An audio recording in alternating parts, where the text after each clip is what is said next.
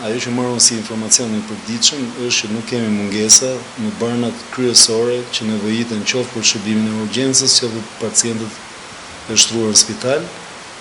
Gjendja në farmaci gjithashtu është e mirë dhe ne sot jemi duke përgatitur kontrata shtesë për medikamentet dhe materialet e mjekimit. Njëkohësisht kemi mbyll planifikimin për vitin 2015 sepse patëm fillu këtë që në muajin nëntor, në mënyrë që mos vonohemi në procesin e tenderimit dhe prokurimit. Po gradet si po përjeton temperatura shumë të ulta dhe normalisht ju jeni në fazën e përgatitjeve për ta përballuar këto temperatura të ulta me sistemin e ngrohjes. Do të na thoni me pak fjalë si funksionon, a ka ngrohje gjithkohës në spital, nëpër pavione?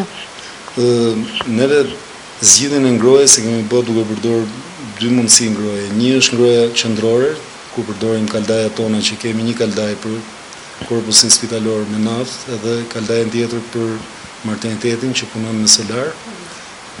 Natyrisht ato funksionojnë me një regjim orari, duke u ndes 2 herë në ditë, gjatë orëve të para të mëngjesit dhe në orët e mbrëmjes, që janë dhe kohë më e ftohtë në spital, dhe pjesa tjetër zgjidhet me energji elektrike. Këto janë mundësitë tona sot për të ofruar ngrohje. Unë e kuptoj që mund të ketë ndonjëherë pak kënaqësi nga qytetarët për gjë të tillë, por neve nuk ja kemi pengu askujt që në mungesë të një ngrohje të përdori një ngrohës edhe ambientet të jenë sa më të ngrohta. Plus dhe kemi marrë masa që spitali le të themi të jetë më mirë i mbyllur dhe i paketuar dhe izoluar, në kuptim që mos ndihet i ftohtë shumë brenda ambienteve të tij.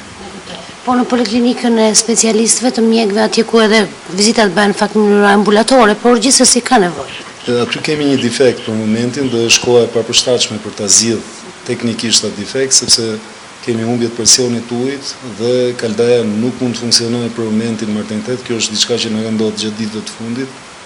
Do shpresojmë ta zgjidhim pak më vonë kur të jetë koha më e përshtatshme për të ndryrë.